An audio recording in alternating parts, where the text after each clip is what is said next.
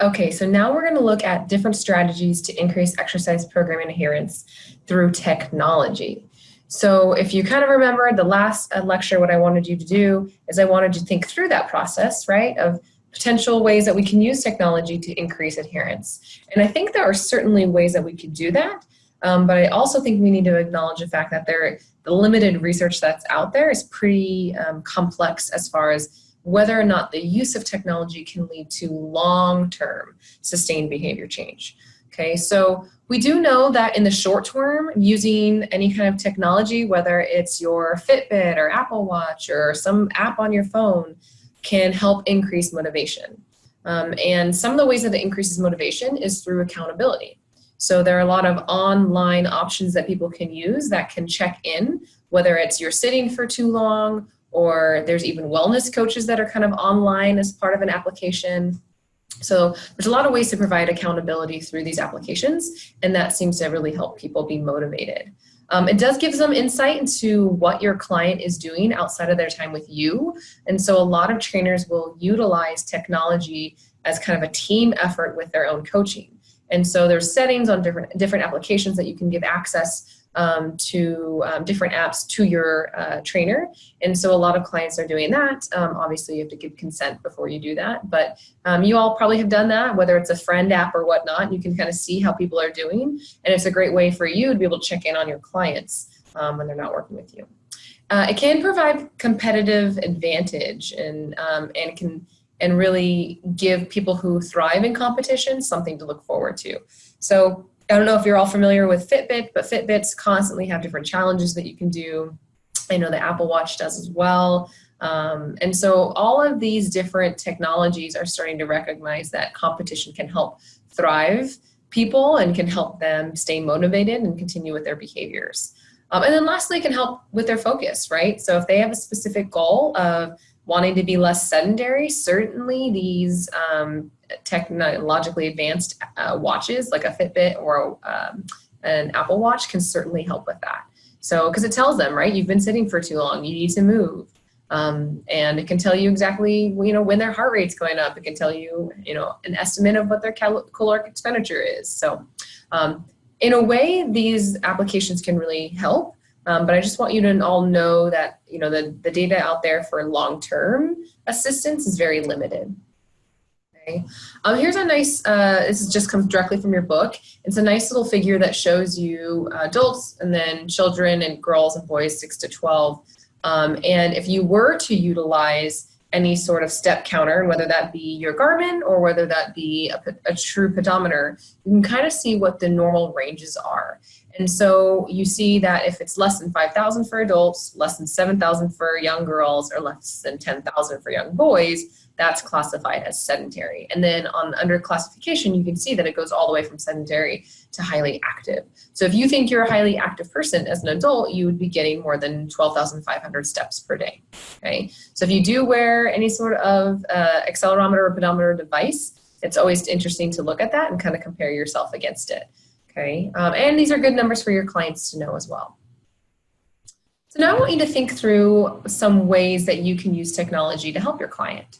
And I know we discussed a few right now, but just think, in addition to maybe watches, what else can you use to help facilitate your client achieve their goals? So pause, take note, and now let's go ahead and discuss a few. So pedometers are basically step counters, right? Accuracy varies depending on the type of pedometer that you're using, and placement matters. So there are pedometers that you typically need to wear on your waist, but a lot of times people will just kind of hold it in their hands, they'll put it in their backpack, so it's not nearly as accurate. Accelerometers are actually a little bit more advanced than pedometers because it kind of can give you minute-by-minute tracking of not just step, but acceleration, right? So speed of which you're doing that. And it can monitor frequency and duration and intensity. So accelerometers are a little bit more advanced and give you some more information.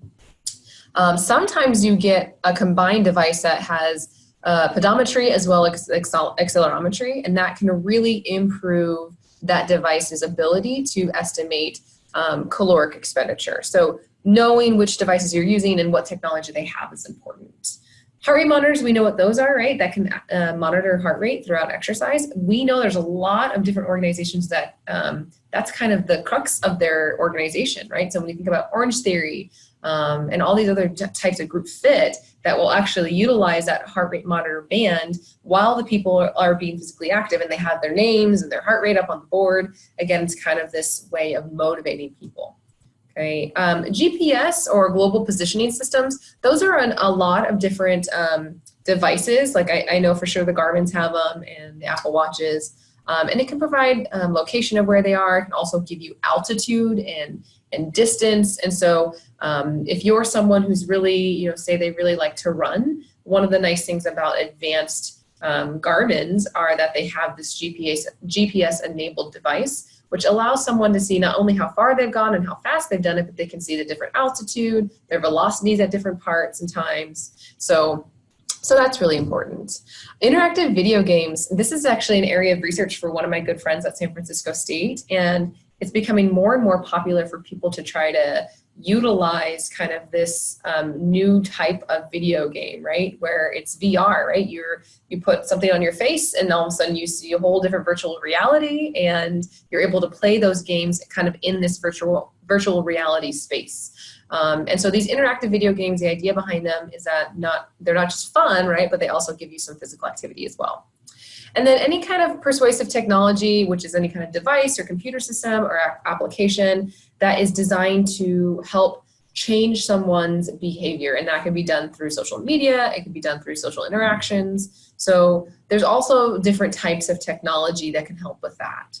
So I certainly hope that you've thought through some of these ways that technology can help. But we're growing, right? As we advance as a society, there's more and more technology that is there that can help us as trainers better connect to our clients and better help our clients achieve their goals.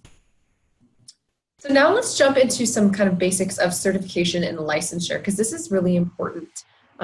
Many of you have probably heard of certifications, right?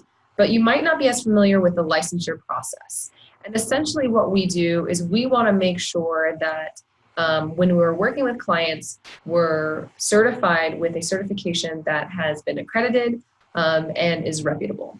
And it's very kind of easy to go down the cheap route. Oh, this one's, it's cheap. And what you always need to remember is if it's being offered for a really, really, really low price, that probably means something about the content of that certification.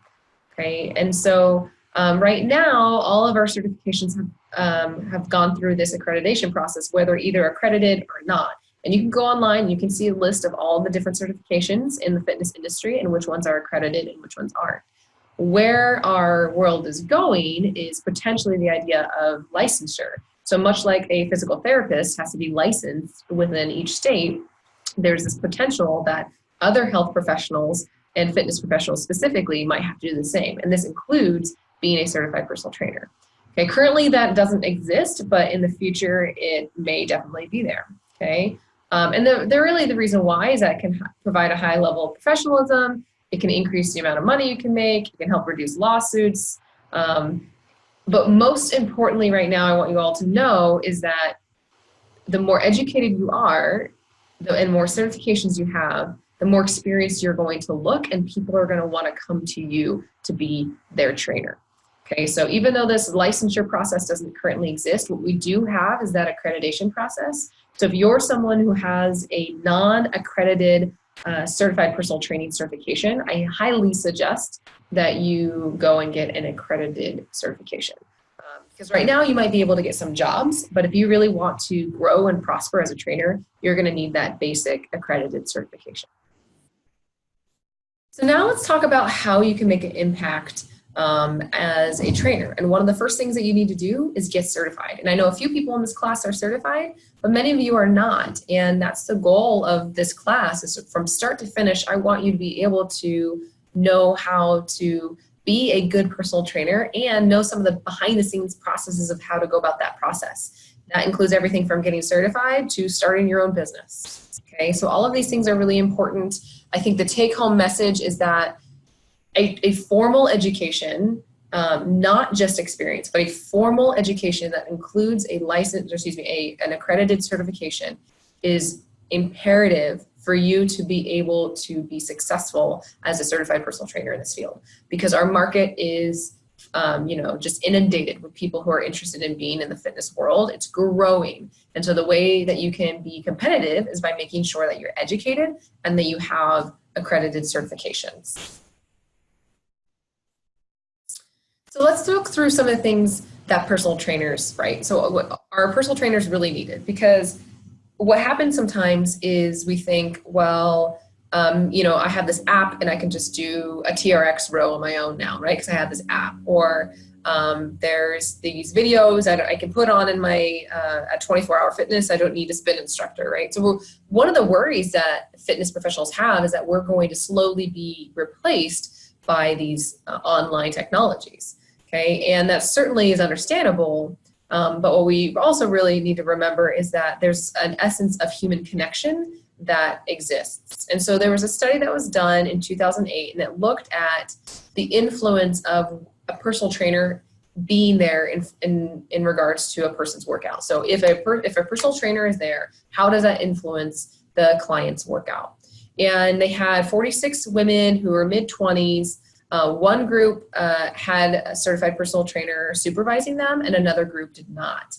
They had kind of standard movement patterns: leg press, chest press, leg extension. It was all self-selected weights, so subjects chose their own weight.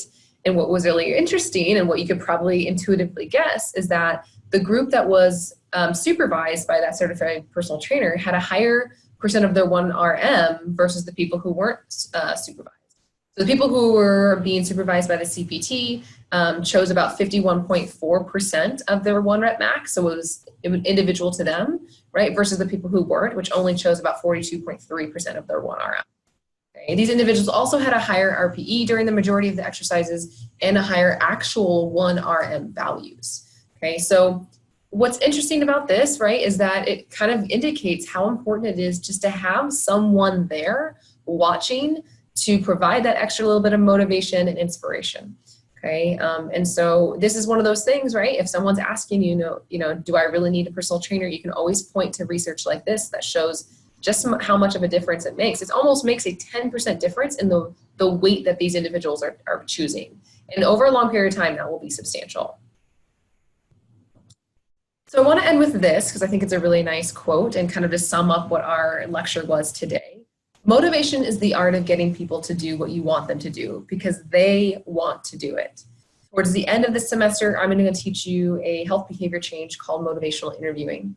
But right now, I want you to think about when you're working with your client, you know how important motivation is. It's not how motivated you are for them to change. It's how motivated they are for them to change. And that's where that intrinsic motivation comes into play. And it's our job to be able to help them transition from external into internal motivation. Okay? Thanks so much, everyone. If you have questions about this, let me know.